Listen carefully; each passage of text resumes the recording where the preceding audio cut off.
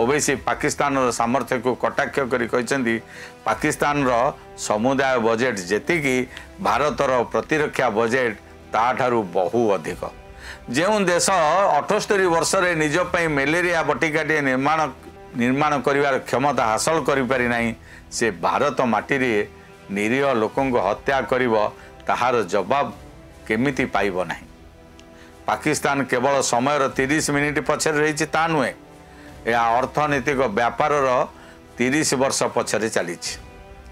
पहलगाम आक्रमण को से कठोर भाषा रे निंदा कर धार्मिक हत्या बोली से कहते, किंतु किछि नेता या को धर्मभित्तिक हत्या बोली स्वीकार करने को संकोच मने करुछंती।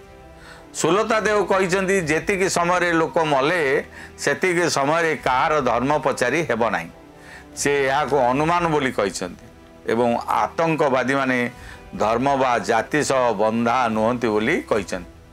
यह एक विवादीय मंतव्य भाव गणा जाउछि।